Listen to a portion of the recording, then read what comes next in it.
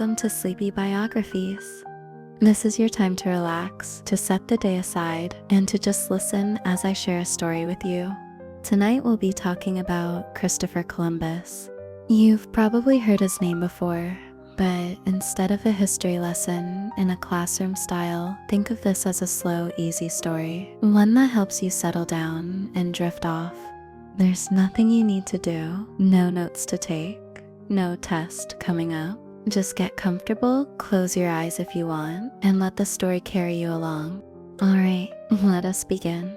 Christopher Columbus, or Cristoforo Colombo, as his mother would have called him in her lilting Genoese dialect, entered this world sometime between August and October of 1451, though the exact date remains lost to history, like so many details of those distant times, when record-keeping was a luxury reserved for kings and churches. His father, Domenico Colombo, was a wool weaver by trade, a man whose hands knew the gentle rhythm of threads passing over and under, creating something useful and warm from the raw material that came to him from the countryside. His mother, Susanna Fontanarosa, came from a family with a name that meant Red Fountain, a poetic designation that perhaps spoke to some ancestors' connection to the earthy, flowing world of natural springs and rural life. Genoa in those days was a marvel to behold, though young Christopher would have taken its wonders quite for granted, as children always do with the everyday miracles that surround them. The city rose from the sea like an amphitheater of stone and timber, its narrow streets winding upward from the harbor in a maze of medieval passages that had grown organically over centuries, following the natural contours of the land rather than any grand urban plan. The smell of salt air mingled with the aroma of cooking food, the scent of wool and leather from the workshops, and the earthy smell of horses and donkeys that carried goods through the twisting alleyways.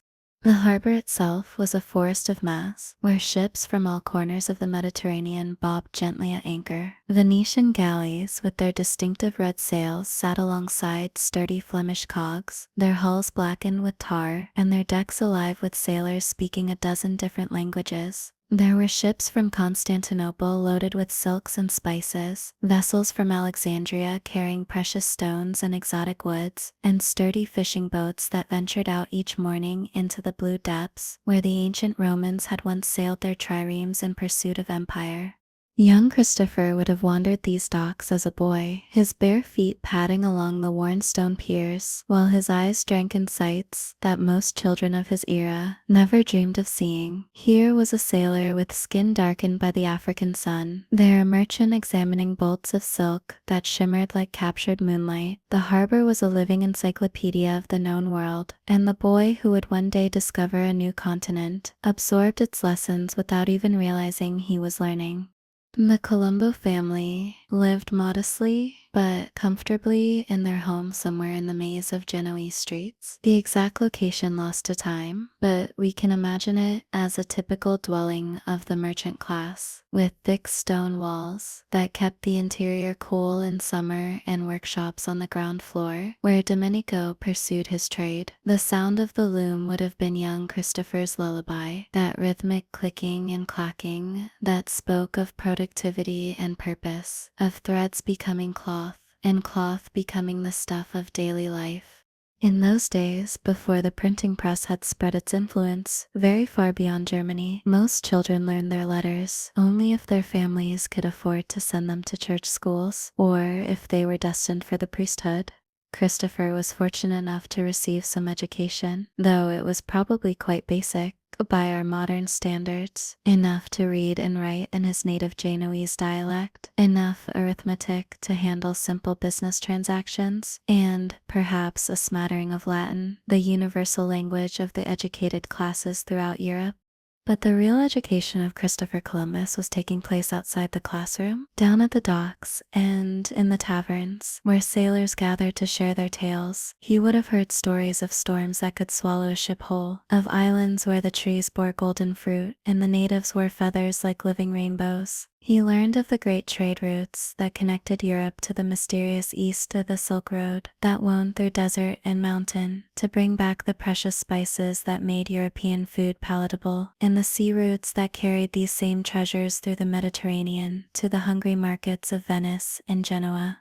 It was an age when the boundaries of the known world were still quite limited, at least from a European perspective. To the east lay the great civilizations of China and India, sources of silk and spice and all manner of exotic goods, but reaching them required either the dangerous overland journey through territories controlled by the Ottoman Empire or the equally perilous sea voyage around the coast of Africa, a journey that Portuguese explorers were still in the process of pioneering. To the west lay nothing but ocean, endless and mysterious, stretching away to heaven knew where. Some ancient texts suggested there might be land out there somewhere, but it was generally assumed to be impossibly far away, beyond the reach of any ship that humans could build or provision.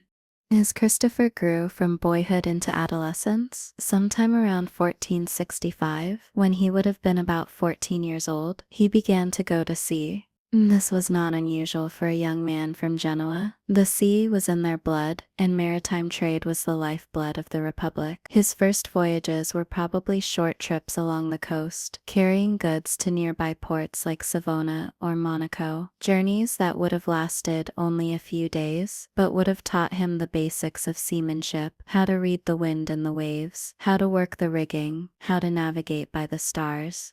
These early voyages would have been wonderful adventures for a teenage boy, even though they were routine business trips from an adult perspective. Curious. Imagine young Christopher standing at the bow of a small trading vessel as it rounded a familiar headland, feeling the salt spray on his face, and watching dolphins play in the ship's wake. The coastline of the Riviera, with its dramatic cliffs and hidden coves, would have unfolded before him like pages in a book he was just learning to read. Each port had its own character, its own dialect, its own specialties. Here they made the finest olive oil, there the most beautiful ceramics, and everywhere there were people living lives connected to the sea, in ways that his father's inland trade in wool could never quite match.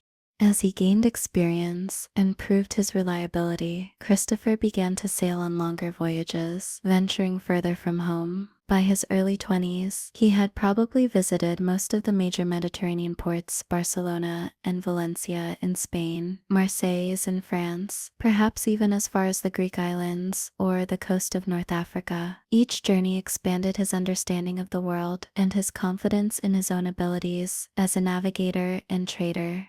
It was probably during one of these Mediterranean voyages, sometime in the 1470s, that Christopher first encountered Portuguese sailors and began to hear their stories of exploration along the African coast. The Portuguese, under the guidance of Prince Henry the Navigator, had been systematically working their way south along the African coastline for decades, establishing trading posts and gradually extending the boundaries of European geographical knowledge. They had discovered the Azores and the Cape Verde Islands, had learned to navigate by the Southern Cross, and were slowly but steadily approaching their ultimate goal of finding a sea route to India that would bypass the Ottoman-controlled overland routes.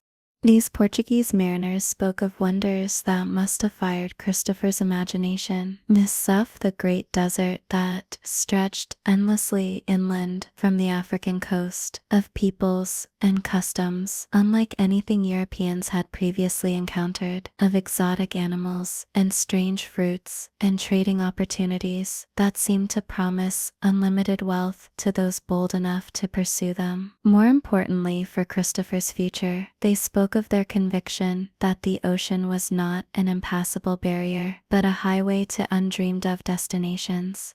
It was around this time, in his mid-20s, that Christopher began to formulate the idea that would define the rest of his life. If the Portuguese could sail south around Africa to reach India and China, why couldn't someone sail west across the Atlantic to reach the same destinations? Ancient geographers like Ptolemy had suggested that the Earth was round, and more recent scholars had calculated its circumference with varying degrees of accuracy. Christopher, poring over these texts and maps in whatever libraries he could gain access to, became convinced that the western route to Asia would actually be shorter and easier than the southern route the Portuguese were attempting.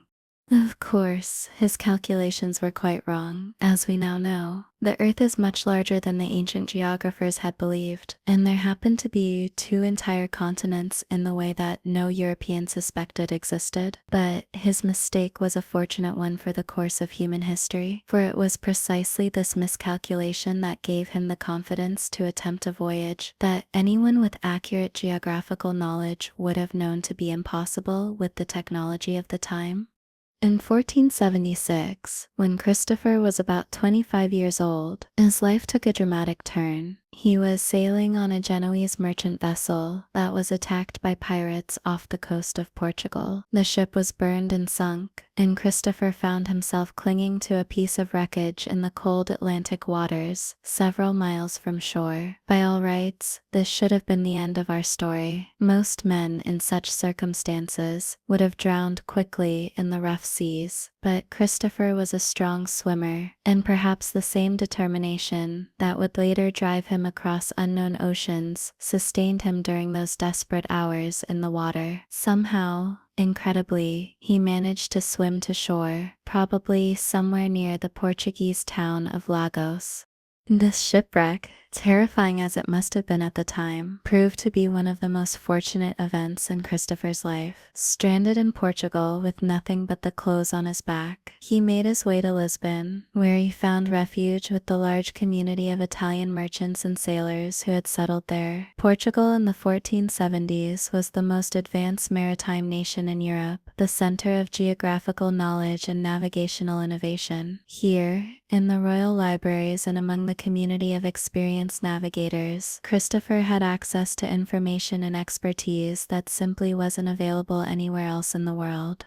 Lisbon in those days was a city electric, with the excitement of discovery. Ships arrived regularly from the African coast, bringing news of the latest Portuguese expeditions, along with exotic goods and strange tales from the edge of the known world. The city's mapmakers were the finest in Europe, constantly updating their charts as new information became available. The instrument makers crafted astrolabes and quadrants of unprecedented accuracy, and in the taverns and workshops, sailors and scholars debated the great questions of geography and navigation with a passion that matched their expertise. Christopher threw himself into this world with characteristic enthusiasm. He worked as a chart maker and bookseller, trades that gave him access to the latest geographical knowledge and the leisure to study and theorize about the shape of the world. He married Filipa Perestrello y Muniz, the daughter of Bartolomeo Perestrello, who had been one of the early Portuguese explorers and had served as the first governor of Porto Santo in the Madeira Islands. This marriage not only gave Christopher social status in Portuguese society, but also provided him with access to his father-in-law's charts and papers, which included valuable information about Atlantic navigation and the islands that lay scattered across that vast ocean. Philippa was, by all accounts, a woman of intelligence and refinement, well educated by the standards of her time, and perfectly suited to be the wife of an ambitious navigator. She bore Christopher a son, Diego, in 1480, and for several years they lived quietly in Portugal, while Christopher continued his work as a map maker, and gradually refined his theories about reaching Asia by sailing west. These were peaceful, productive years, and one can imagine the small family gathered around their hearth in the evenings, while Christopher shared his dreams of distant lands, and Philippa listened with the patient understanding of a woman who knew that her husband's destiny lay somewhere beyond the horizon. But even as Christopher was developing his plans for westward exploration, personal tragedy struck. Philippa died sometime around 1484, probably of one of the diseases that swept regularly through European cities, in those days when medical knowledge was limited and sanitation was primitive. Christopher was left a widower with a young son, and the grief of this loss seems to have intensified his determination to pursue his great enterprise. Perhaps he saw his planned voyage as a way to honor Philippa's memory by achieving something that would secure Diego's future, or perhaps the loss simply made him more willing to risk everything on a single bold venture. Around this time, Christopher began actively seeking support for his proposed voyage to reach Asia by sailing west. His first approach was naturally to the Portuguese crown, since he was living in Portugal and the Portuguese were the acknowledged leaders in maritime exploration. He presented his plan to King John II sometime around 1484, laying out his calculations and his reasoning with all the persuasive skill he could muster. The king referred the proposal to a committee of experts, who examined Christopher's charts and listened to his arguments before ultimately rejecting the plan. The rejection was probably based on several factors. The Portuguese experts had access to more accurate estimates of the Earth's size than Christopher was using, and they correctly calculated that any attempt to reach Asia by sailing west would require a voyage far longer than any ship could sustain with the food and water supplies of that era. They may also have been reluctant to divert resources from their African exploration program, which was already showing promising results and seemed likely to achieve its goals within a reasonable time frame. From their perspective, Christopher's plan was not just risky but actually impossible. Disappointed, but not discouraged, Christopher decided to seek support elsewhere. He sent his brother Bartholomew to England to present the plan to King Henry VII, while he himself began exploring the possibility of Spanish backing. This decision to approach Spain was quite natural, given the rivalry between Spain and Portugal, and Spain's desire to find their own route to the riches of the East. If the Portuguese wouldn't support his venture, perhaps their competitors would. In 1485, Christopher left Portugal and crossed into Spain, settling initially in the town of Palos de la Frontera in Andalusia, not far from the Portuguese border. He chose Palos partly because it was a major port with experienced sailors, but also because the local Franciscan monastery of La Rábida had a reputation for learning and might provide him with scholarly support for his geographical theories. Indeed, the prior of La Rábida, Fray Juan Pérez, became one of Christopher's earliest and most important supporters in Spain, providing him with introductions to influential people and help in navigating the complex world of Spanish court politics.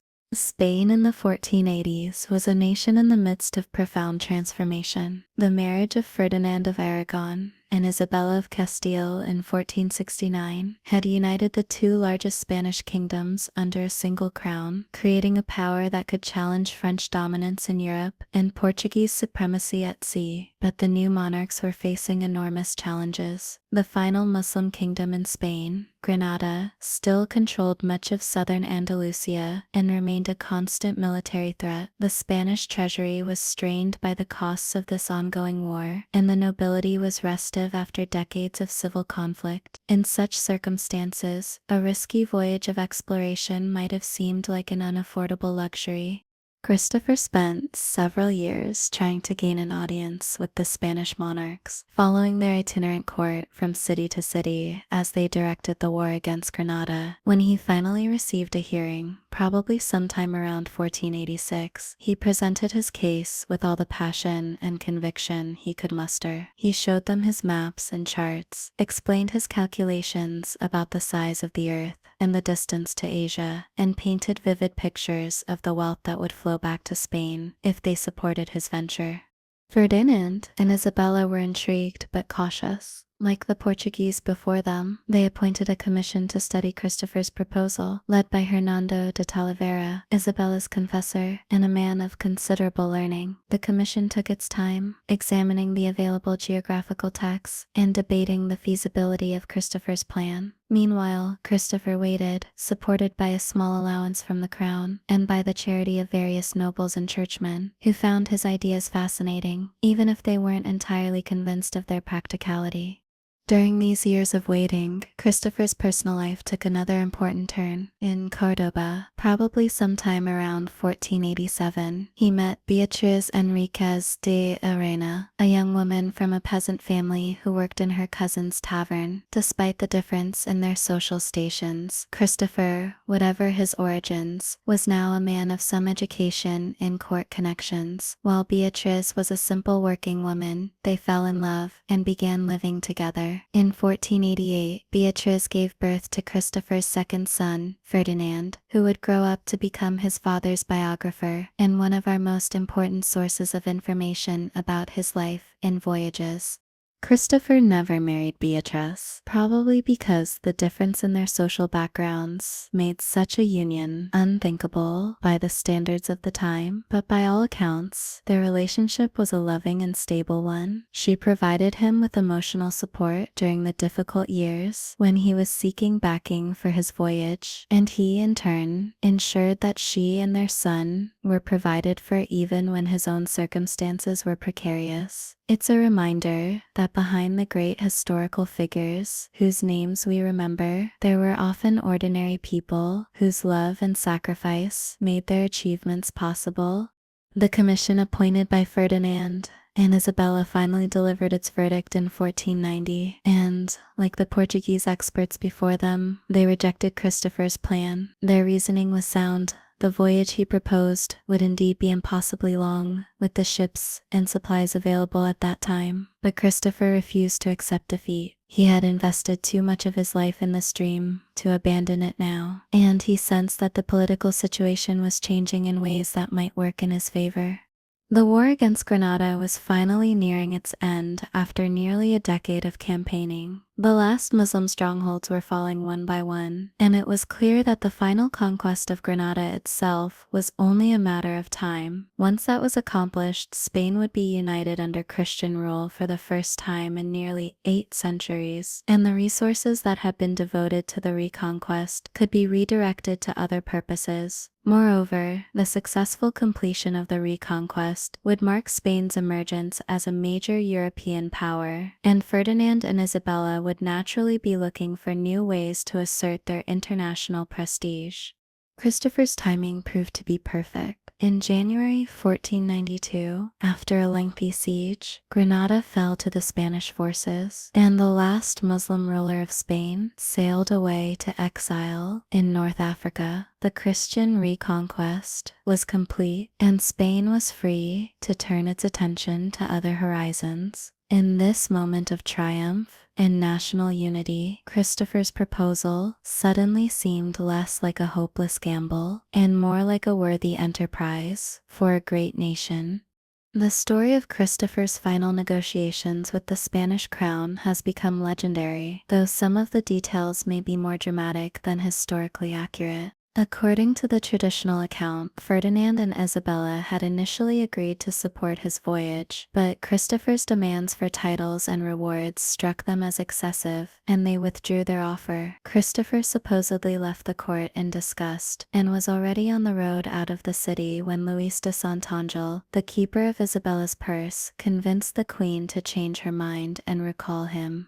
Whether or not these theatrical details are accurate, the essential facts are clear. On April 17, 1492, Christopher signed the capitulations of Santa Fe with Ferdinand and Isabella, the contract that would govern his relationship with the Spanish crown and define the terms of his proposed voyage. The agreement granted him extraordinary privileges. He was to be admiral of all lands he discovered, governor of any territories he conquered, and entitled to 10% of all precious metals and spices brought back from his voyages. These were remarkable concessions, reflecting both the monarch's confidence in his abilities and their eagerness to secure Spanish control over any new trade routes he might discover.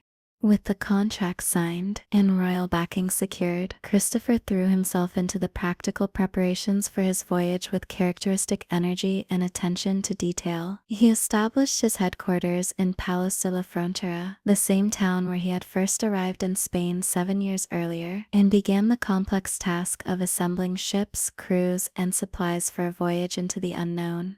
The Spanish crown had committed to providing Christopher with 3 ships, but finding suitable vessels proved more challenging than expected. The ships available for such a voyage had to meet several demanding criteria. They needed to be large enough to carry sufficient supplies for a journey of unknown duration, sturdy enough to survive the rough conditions of the open ocean, yet small enough to be maneuvered by relatively small crews, and to explore shallow coastal waters if they encountered any lands. After considerable searching and negotiation, Christopher settled on 3 vessels that would become forever linked with his name and achievement.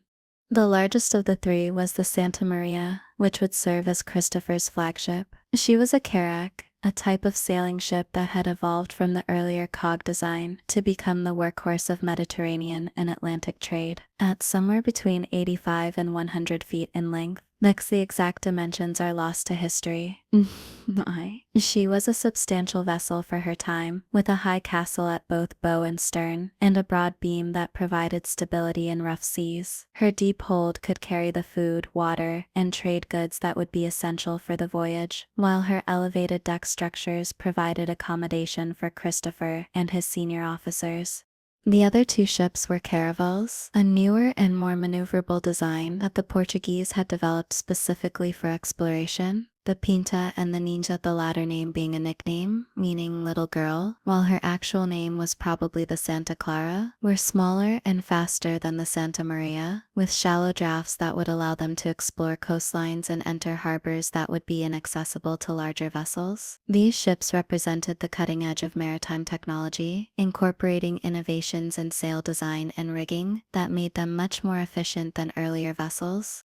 Finding crews for these ships proved almost as challenging as acquiring the vessels themselves. Sailors were naturally superstitious, and the prospect of sailing into the unknown ocean, beyond sight of land for an indefinite period, was genuinely terrifying to most seafaring men. Many believed that the ocean beyond the known shipping lanes was filled with monsters, or that ships venturing too far from land would be destroyed by supernatural forces. Others worried more practically about the risks of starvation or thirst if the voyage proved longer than anticipated. Christopher overcame these concerns through a combination of persuasion, royal authority, and practical incentives. The crown issued orders requiring the towns of the region to provide ships and men for the voyage, while Christopher personally recruited many sailors by promising them shares in whatever wealth the expedition might discover. Some of his crew members were probably criminals who were given the choice between joining the voyage and facing punishment for their crimes. But others were experienced sailors who were genuinely excited by the prospect of adventure and discovery, men who shared something of Christopher's vision and were willing to risk their lives for the chance to be part of something extraordinary. Among the most important of his recruits was Martin Alonso Pinzon, an experienced sea captain from Palos who would command the Pinta. Pinzon was a local man with an established reputation as a navigator, and his willingness to join the expedition probably did more than anything else to convince other sailors that the voyage was feasible. His younger brother, Vicente Yanez Pinzon, would command the Nina, making the expedition something of a family enterprise. The Pinzon brothers brought not only their own skills but also their local connections and knowledge of Atlantic navigation, resources that would prove invaluable during the voyage. As the summer of 1492 progressed, the preparations for the voyage intensified. The ships were thoroughly overhauled and equipped with the best navigational instruments available: magnetic compasses, astrolabes for determining latitude, quadrants for measuring the height of celestial bodies, and hourglasses for keeping track of time. The holds were filled with water barrels, salt pork, hardtack biscuits, wine, olive oil, and all the other supplies that would sustain the crews during their time at sea. Trade goods were loaded aboard as well: mining mirrors, bells, glass beads, and other items that Europeans had found useful for establishing commercial relationships with unfamiliar peoples in Africa and elsewhere.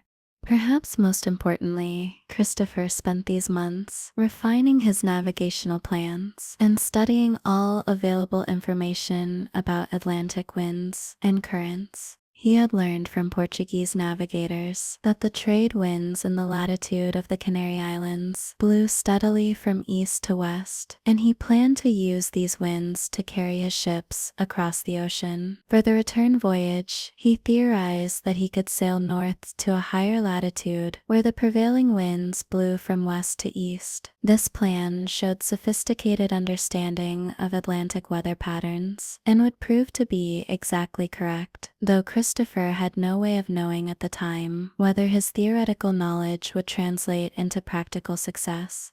On August 3rd, 1492, just before dawn, the three ships slipped their moorings and sailed out of Palace Harbor on the tide. Christopher stood on the deck of the Santa Maria, watching the familiar coastline of Spain fade into the morning mist, and knowing that he was embarking on a voyage that would either make him one of the most famous men in the world or result in his disappearance into the trackless ocean. The crew members gathered on deck for a final prayer before turning their faces toward the unknown west, and then settled into the routines that would govern their lives for the weeks or months to come.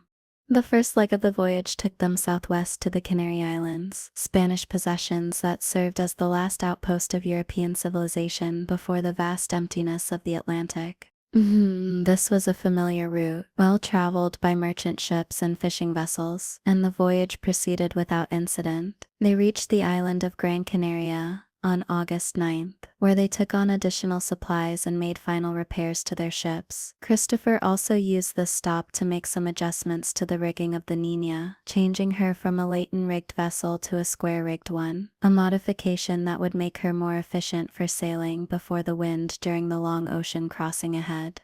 On September 6th, after nearly a month of preparation and provisioning, the three ships finally departed the Canaries and headed due west into the open Atlantic. This was the moment Christopher had been dreaming of and planning for during all those years of study and negotiation. Ahead of them lay an ocean that no European had ever deliberately crossed, stretching away to distances that could only be guessed at. Behind them, the last familiar landmarks disappeared below the horizon, leaving the small fleet alone with the sea and sky, and the faith that somewhere ahead lay the shores of Asia.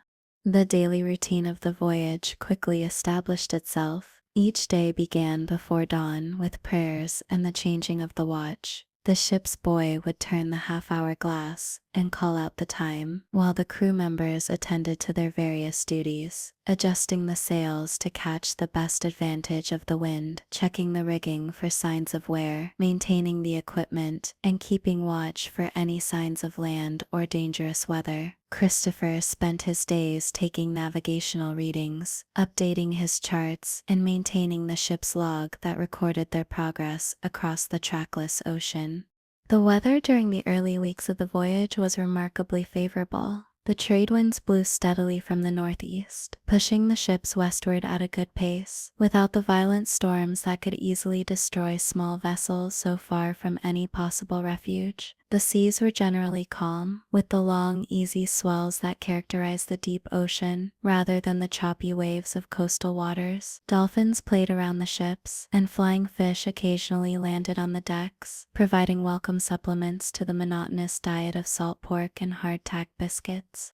But as the days stretched into weeks without any sign of land, the crews began to grow increasingly anxious. By mid-September, they had been at sea for more than 2 weeks without seeing anything but water in every direction. This was already longer than most sailors had ever been out of sight of land, and they were entering territory that existed only in Christopher's theoretical calculations and ancient, possibly unreliable texts. Whispered conversations began among the crew members about the wisdom of continuing, and more than once Christopher had to use all his authority and persuasive powers to maintain discipline and prevent outright mutiny.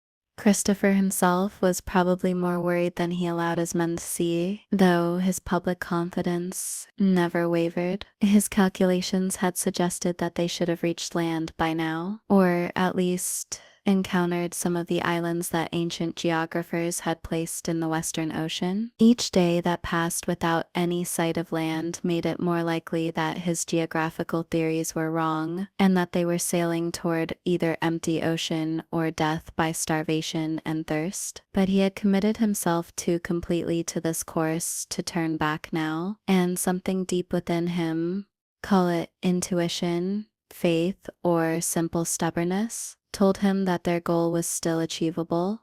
As September gave way to October, signs began to appear that suggested they might be approaching land.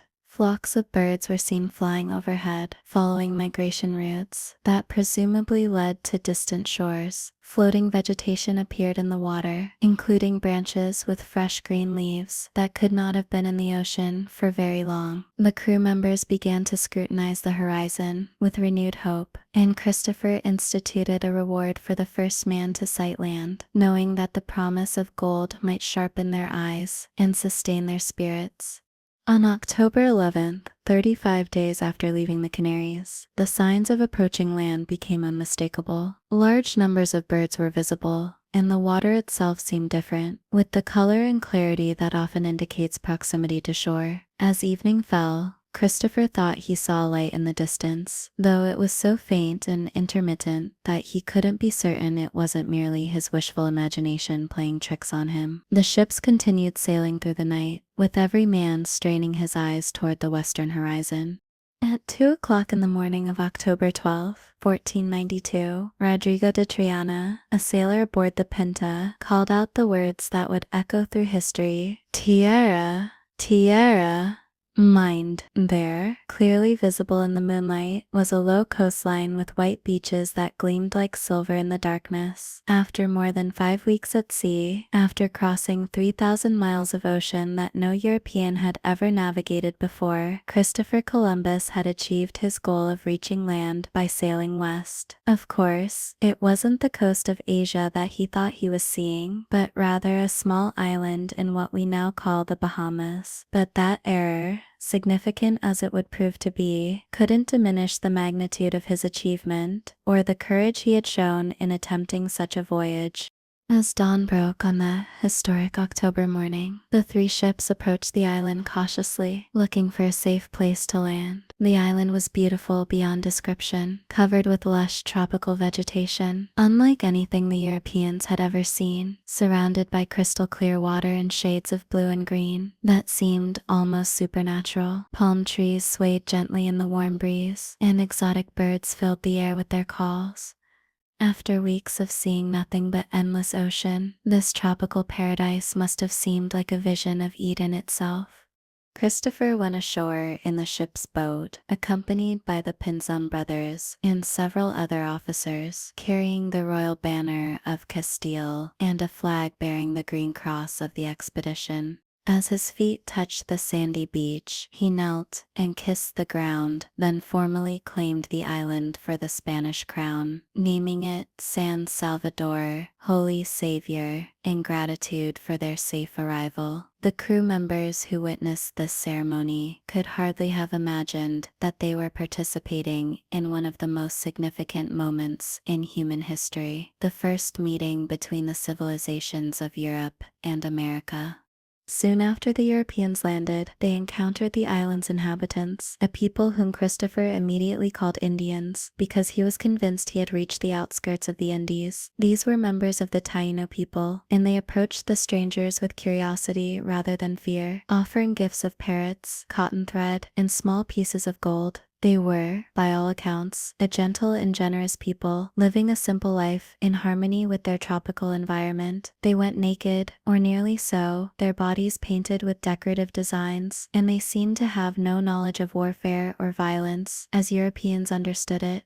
Christopher was fascinated by these people and spent considerable time trying to communicate with them, learning what he could of their language and customs. He was particularly interested in the small pieces of gold they wore as ornaments, which suggested to him that more substantial sources of the precious metal might be found on other islands. When he asked where the gold came from, they pointed to the south and west, indicating islands that lay in those directions. This information convinced Christopher that he was indeed on the edge of the Asian Spice Islands, and that greater discoveries lay ahead of him. After spending several days exploring San Salvador and establishing friendly relations with its inhabitants, Christopher decided to continue his voyage in search of the gold-bearing islands the Tainos had described. Taking several of the natives as guides and interpreters, he sailed south and west, discovering new islands almost daily, Each landfall brought new wonders, islands covered with dense tropical forests, inhabited by peoples who seemed to live in an eternal springtime, blessed with abundant natural resources, and a climate that made European life seem harsh and difficult by comparison. Over the course of the next 3 months, Christopher explored much of what we now call the Caribbean, discovering and naming dozens of islands. He found Cuba, which he was convinced was part of the Asian mainland, and Hispaniola, which seemed to offer the best prospects for establishing a permanent colony. Everywhere he went, he found evidence of gold, though never in the quantities he had hoped for. More importantly, from his perspective, he found peoples who seemed ripe for conversion to Christianity, and who might serve as subjects for the Spanish crown, and partners in trade with the European world. The relationships between the Europeans and the various native peoples they encountered were complex and would prove to be tragically destructive in the long run, though that wasn't apparent during these first encounters. Christopher and his men were generally impressed by the natives' intelligence, generosity, and peaceful nature, while the natives seemed to have viewed the Europeans as supernatural beings, perhaps gods who had come from the sky in their miraculous floating houses. Both sides were trying to understand the other within their own cultural frameworks, leading to misunderstandings that would have profound consequences for the future. As December arrived, Christopher began to think about the return voyage to Spain. He had accomplished his primary goal of reaching land by sailing west, and he had gathered enough gold and other evidence to prove to Ferdinand and Isabella that their investment in his voyage had been worthwhile. But he also knew that the return journey would be just as challenging as the outbound voyage had been, and perhaps more dangerous, since he would be sailing against the trade winds that had carried him so reliably westward. Before departing, however, tragedy struck the expedition. On Christmas Eve, while anchored off the coast of Hispaniola, the Santa Maria ran aground on a coral reef during the night watch. The ship's hull was badly damaged, and despite the crew's best efforts to refloat her, it became clear that the flagship would have to be abandoned. This was a devastating blow, not only because of the loss of the largest vessel, but also because the remaining 2 ships would barely have room for all the men who needed to return to Spain. Christopher made the best of this difficult situation by deciding to establish a small settlement on Hispaniola, using timber from the wrecked Santa Maria to build a fort that he named Navidad, Christmas, in honor of the date of the shipwreck. 39 men volunteered to remain behind at this first European settlement in the Americas, with instructions to continue searching for gold and to maintain friendly relations with the local Taíno people. Christopher promised to return with additional supplies and reinforcements as soon as possible, though none of them could have predicted how different the situation would be when he did return. On January 16th, 1493, the Niña and the Pinta finally began their homeward voyage, carrying Christopher and the remainder of his crew back across the Atlantic to report their discoveries to the Spanish crown. The return journey proved to be far more difficult than the outbound voyage, as Christopher had predicted. The trade winds that had pushed them steadily westward now worked against them, and they had to sail north to higher latitudes to find westerly winds that would carry them back toward Europe. The weather was much rougher during the winter months, with storms that tested both the ships and the seamanship of their crews. The 2 caravels became separated during a particularly violent storm in February, and for several days, Christopher feared that the Pinta had been lost with all hands, including Martin Alonso Pinzon. The Niña, carrying Christopher and half the expedition's survivors, was driven far to the north of their intended course, and finally made landfall at Santa Maria in the Azores, Portuguese territory, where they received a somewhat suspicious reception from the local authorities, who wondered what a Spanish expedition was doing so far from home. After reprovisioning in the Azores, the Niña continued towards Spain, only to encounter another severe storm that nearly wrecked them within sight of the Portuguese coast. Christopher was forced to seek shelter in the Tagus River near Lisbon, where he had an unexpected reunion with King John II, the same monarch who had rejected his original proposal nearly a decade earlier. The meeting was cordial but tense, with the Portuguese king clearly regretting his earlier decision, while Christopher diplomatically assured him that his discoveries posed no threat to Portuguese interests in Africa. Finally, on March 15th, 1493, nearly 8 months after their departure, the Nina sailed into Palos Harbor to a tumultuous welcome from the townspeople who had given them up for lost. By an extraordinary coincidence, the Pinta arrived in the same harbor just a few hours later, having survived the February storm, and made her own difficult passage back to Spain. The two ships anchored side by side in the harbor, where their voyage had begun, their hulls battered by months at sea, but their crews alive and bearing news that would change the world. Christopher's return to Spain was nothing short of triumphant. He had accomplished what many had thought impossible, opening a new route across the Atlantic and discovering lands that promised untold wealth for the Spanish crown. Ferdinand and Isabella received him at court in Barcelona with every honor they could bestow, confirming all the titles and privileges they had promised him and authorizing him to begin immediate preparations for a second, much larger voyage to consolidate Spanish control over his discoveries. The news of Christopher's achievement spread rapidly throughout Europe, carried by merchants, diplomats, and scholars who recognized the enormous significance of what he had accomplished. Within months, accounts of the voyage were being printed and circulated in multiple languages, making Christopher one of the first truly international celebrities and inspiring countless others to dream of their own voyages of discovery. The age of European exploration and colonization had begun in earnest, and Christopher Columbus was its undisputed pioneer and hero.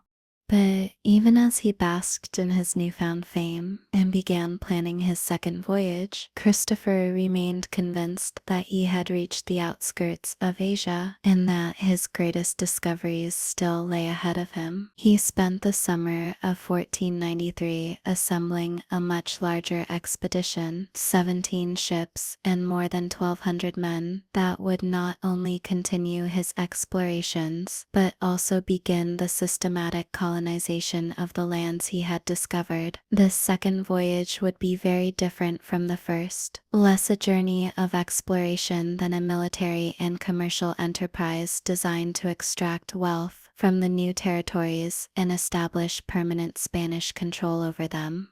The second voyage departed from Cadiz on September 25th, 1493, with Christopher once again serving as admiral of the fleet. This time, however, he was accompanied by soldiers, colonists, farmers, craftsmen, and missionaries, all the specialists needed to establish a functioning European society in the Caribbean islands. The expedition also carried horses, cattle, pigs, and other livestock, along with seeds for European crops, tools for building and agriculture, and weapons for defense against any hostile natives they might encounter.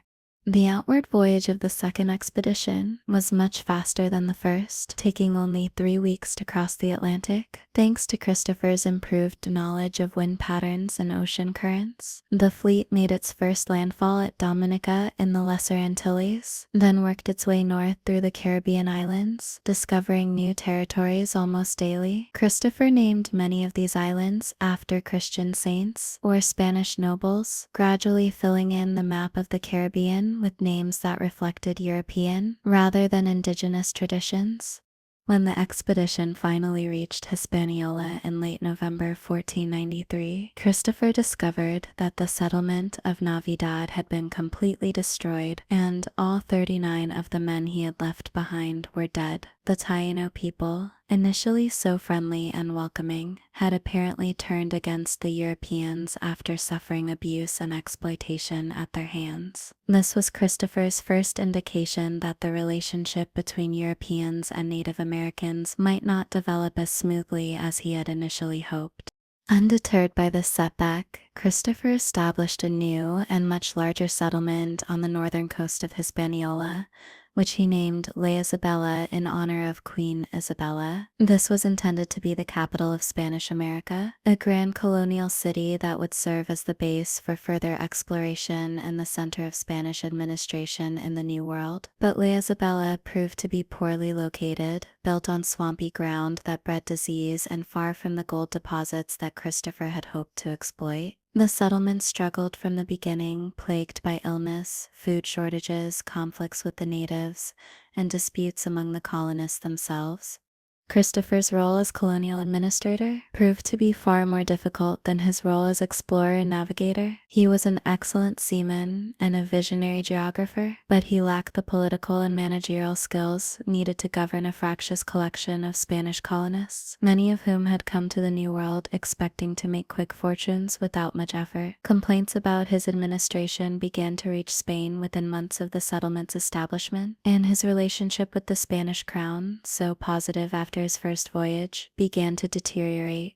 Despite these administrative challenges, Christopher continued his explorations throughout 1494 and 1495, discovering Jamaica and exploring the southern coast of Cuba. He remained convinced that Cuba was part of the Asian mainland, and that he was on the verge of discovering the wealthy cities described by Marco Polo and other medieval travelers. He even required his crew members to sign a legal document attesting that Cuba was indeed part of Asia, so confident was he in his geographical theories. During these explorations, Christopher's health began to decline. The tropical climate, the stress of colonial administration, and the physical demands of constant voyaging took their toll on a man who was now in his mid-40s and had been living a hard life for decades. He suffered from what was probably arthritis, which made it difficult for him to handle the physical demands of seamanship, and from periodic fevers that may have been malaria or some other tropical disease. His eyesight also began to fail, a serious handicap for a navigator who depended on precise celestial observations.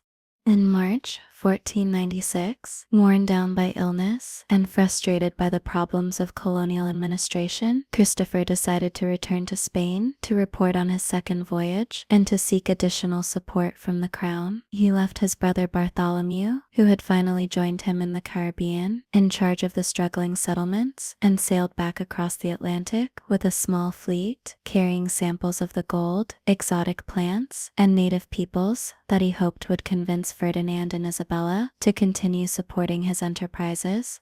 The reception Christopher received in Spain in 1496 was much cooler than the hero's welcome that had greeted him 3 years earlier. Reports of the problems in Hispaniola had already reached the court, and there were questions about both his competence as a colonial administrator and the actual value of his discoveries. The gold he brought back was disappointingly small in quantity, and the exotic products of the Caribbean seemed less valuable than the spices and silks that Portuguese traders were bringing back from their successful voyages around Africa to the real Asia. Christopher spent nearly 2 years in Spain trying to restore his reputation and secure support for a third voyage. He argued passionately that his greatest discoveries still lay ahead of him, that the mainland of Asia was just beyond the islands he had already explored, and that the wealth of the Indies would soon flow back to Spain if only the crown would continue to support his efforts. His arguments were persuasive enough to secure limited backing for one more voyage, though with a much smaller fleet and budget than he had enjoyed for his second expedition. The third voyage finally departed from Sanlúcar de Barrameda in May 1498, with only 6 ships and about 200 men. Christopher was now 47 years old, his health failing, and his reputation tarnished by the administrative problems of his second voyage. But his enthusiasm for exploration remained undimmed, and he was convinced that this voyage would vindicate all his theories and restore his standing with the Spanish crown. This time, Christopher decided to sail further south than he had on his previous voyages, hoping to discover the great southern continent that ancient geographers had postulated must exist to balance the land masses in the northern hemisphere. His instincts proved to be correct, and on August 5th, 1498, he became the first European to sight the South American mainland, making landfall on the coast of what is now Venezuela near the mouth of the Orinoco River. The sight that greeted Christopher and his men was unlike anything they had encountered during their previous Caribbean explorations. Here was a vast river mouth, so large that its fresh water could be detected far out to sea, suggesting that it drained an enormous continental landmass rather than just another island. The landscape was different too. Instead of the low-lying coral islands of the Caribbean, this was a land of dramatic mountains and dense tropical forests that clearly extended far beyond the horizon. Christopher was initially confused by this discovery. His geographical theories had not prepared him for the existence of a separate continent between Europe and Asia, and he struggled to fit this new land into his understanding of world geography. At first, he theorized that he had discovered the terrestrial paradise described in religious texts, the Garden of Eden itself, which would explain the enormous river and the lush landscape. Later, he would come to understand that he had found a new world, though he never fully accepted that it was completely separate from Asia. After exploring the South American coast for several weeks, Christopher sailed north to check on the Caribbean settlements he had established during his previous voyages. What he found there was deeply disturbing. The colonists were in open rebellion against his brother Bartholomew's authority. Spanish settlers were enslaving and abusing the native population on a massive scale, and reports of these problems had already reached Spain and further damaged Christopher's reputation as a colonial administrator. The situation in Hispaniola had deteriorated so badly that Ferdinand and Isabella had decided to send a royal commissioner, Francisco de Bobadilla, to investigate the complaints against Christopher and his brothers, and to restore order in the colony if necessary. When Bobadilla arrived in Hispaniola in August 1500, he found the colony in chaos and immediately arrested Christopher and his brothers, shipping them back to Spain in chains as common criminals. The sight of Christopher Columbus, the admiral of the ocean sea and discoverer of the New World, arriving in Spanish ports as a prisoner, was a shocking symbol of how far his fortunes had fallen. Ferdinand and Isabella were embarrassed by Bobadilla's harsh treatment of the man who had opened the Americas to European colonization, and they quickly ordered his release and received him at court with appropriate honors. But they also made it clear that his days as a colonial administrator were over, and that future expeditions to the Americas would be under different leadership. Christopher was deeply hurt by this treatment, feeling that his great services to Spain were being forgotten in the face of temporary administrative difficulties. He spent the next 2 years at court, battling to restore his reputation and to secure the honors and revenues that he believed were rightfully his under the original agreement he had signed with the crown. He also continued to plan for future voyages, convinced that one more expedition would enable him to find the Asian mainland and vindicate all his geographical theories.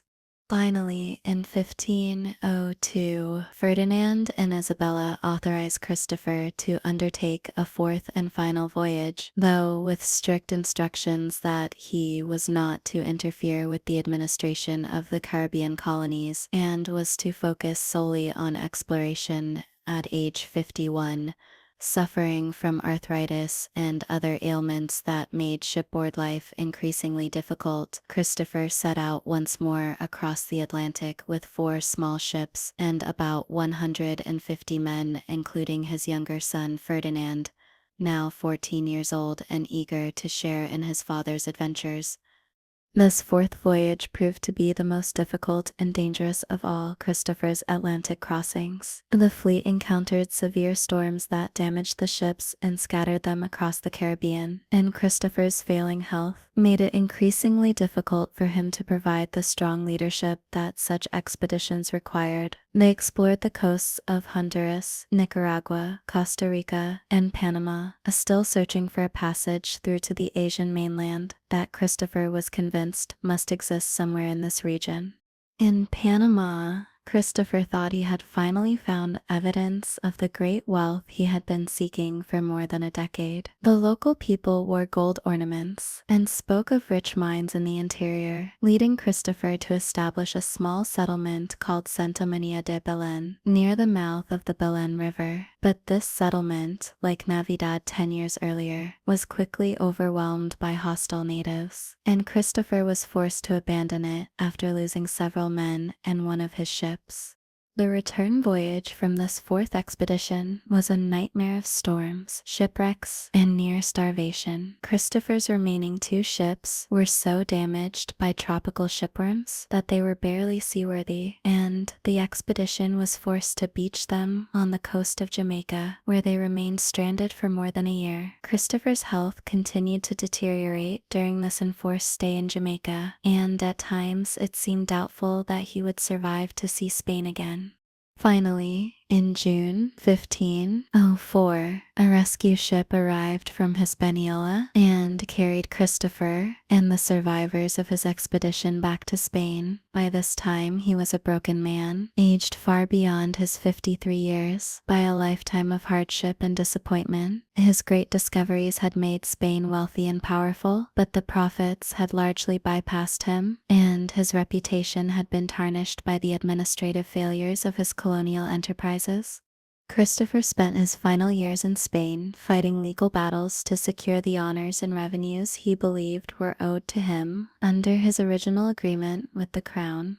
He lived modestly but comfortably on a pension provided by Ferdinand and Isabella, surrounded by his sons and a small circle of loyal supporters who still believed in his vision of westward exploration. He continued to study maps and geographical texts, still hoping to organize one more voyage that would finally prove his theories about the relationship between his discoveries and the Asian mainland.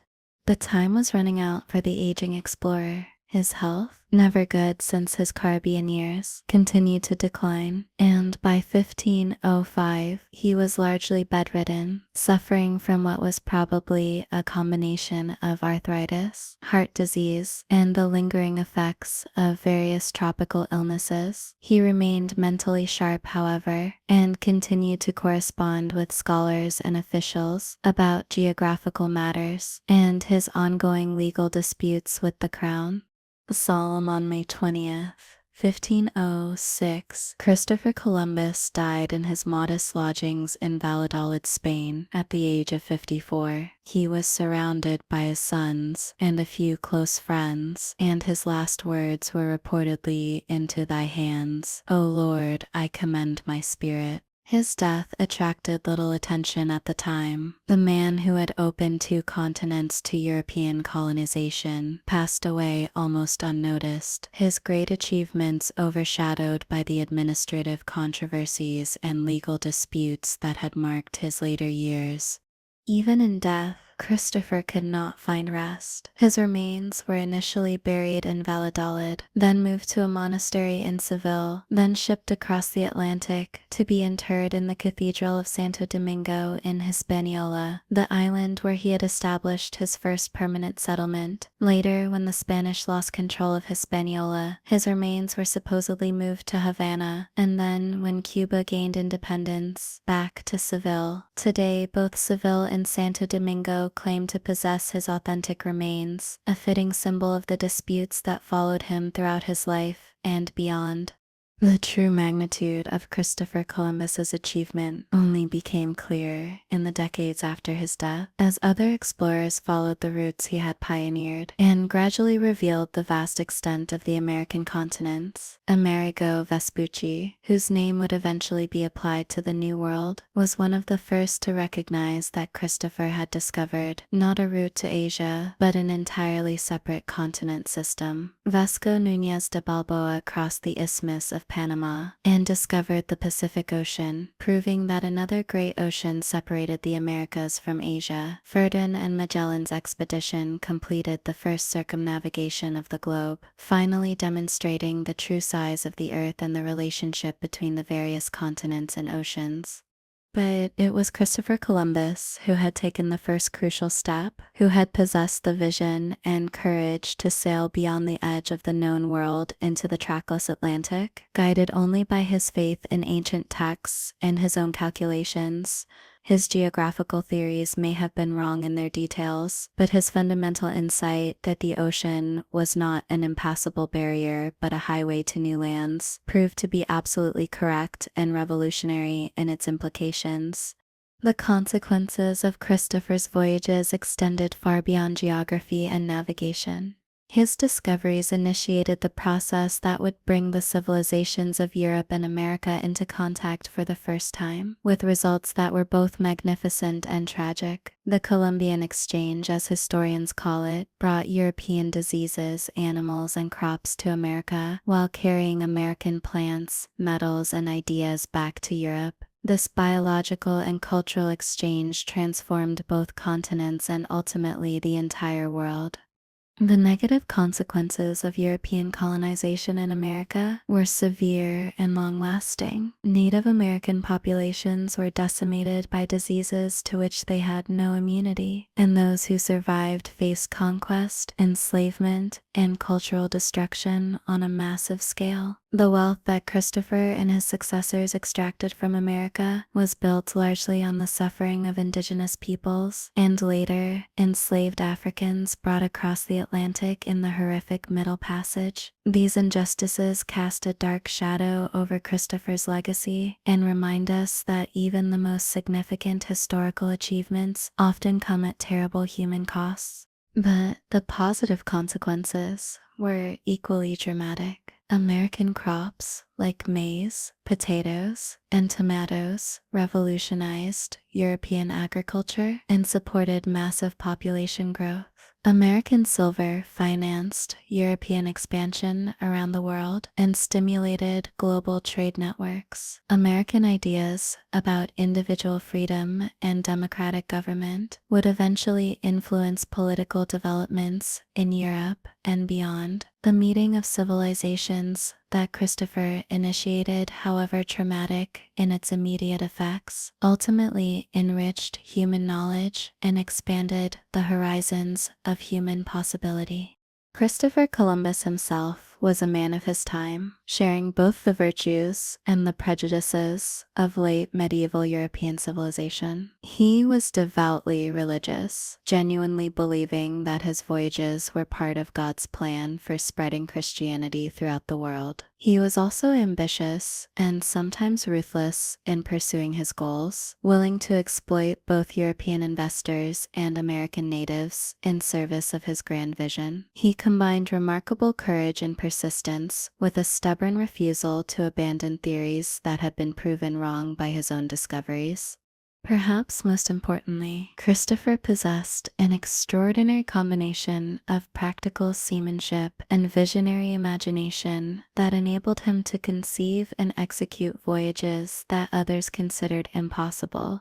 He was both a master navigator who could guide ships across trackless oceans by dead reckoning and celestial observation, and a dreamer who could envision new worlds beyond the horizon and convince others to risk their lives and fortunes in pursuit of those dreams. This combination of vision and practical skill is rare in any age, and it made him uniquely suited to serve as the bridge between the medieval world of limited horizons and the modern world of global exploration and contact.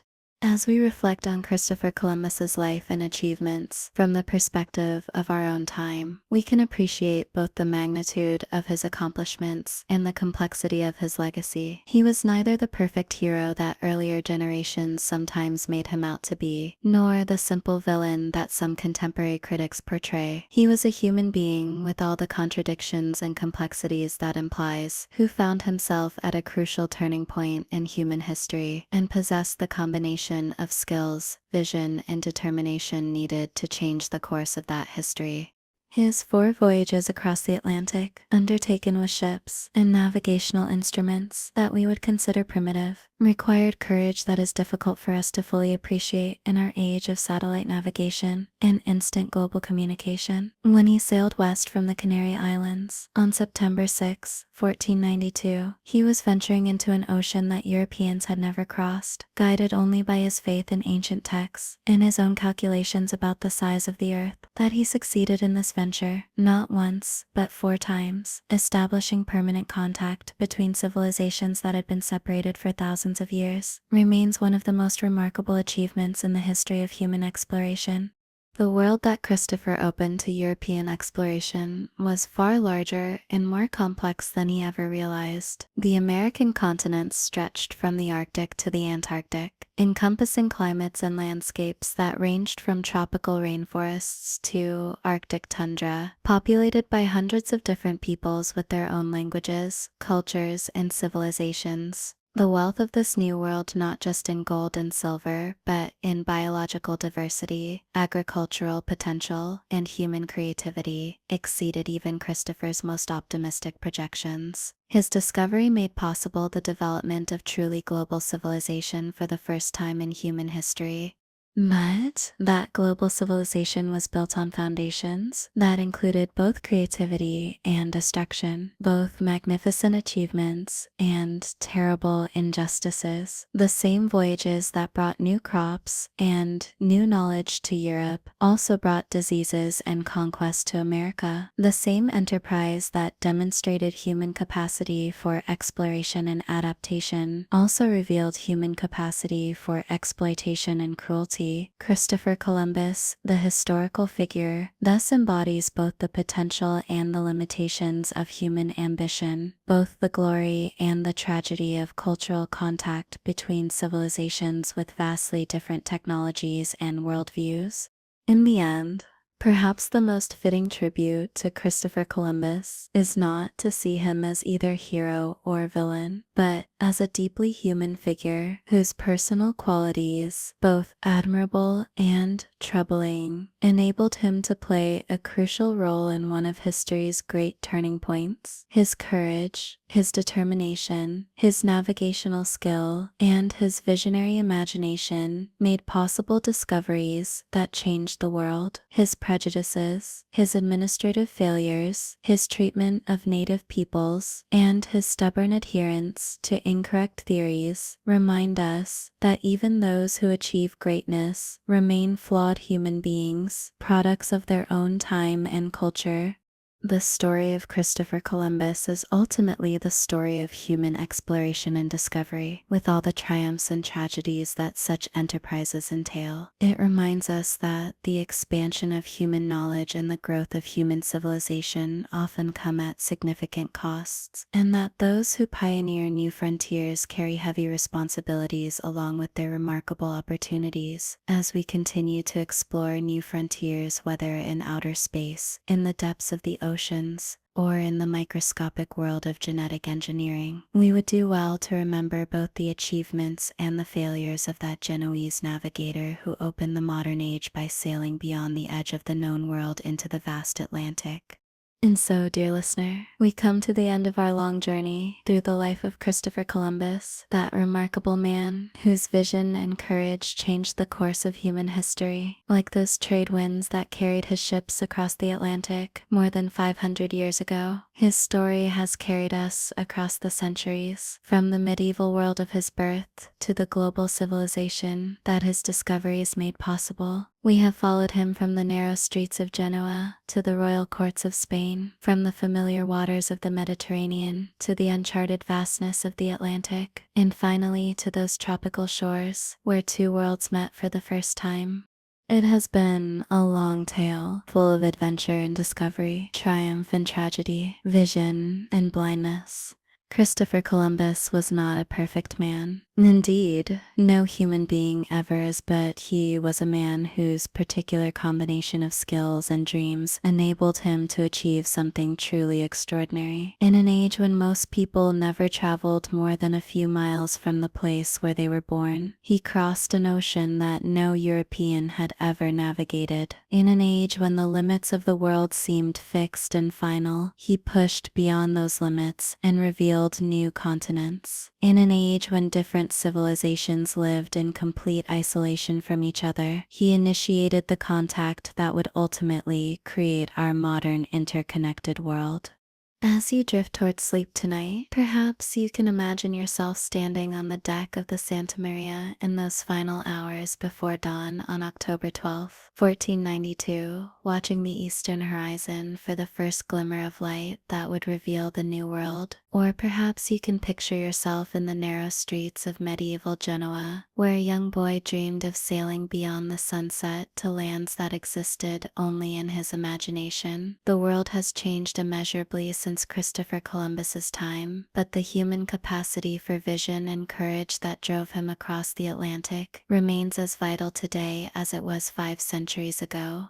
Thank you for joining me on this journey through the life of one of history's most significant explorers. I hope that Christopher's story has brought you some measure of peace and wonder as you prepare for sleep, and that your own dreams tonight carry you to places as remarkable as those distant shores that first greeted European eyes so many centuries ago. May you rest well, and may tomorrow bring its own opportunities for discovery and adventure, however modest they may seem compared to crossing unknown oceans. Whispering sleep peacefully, dear friend, and good night.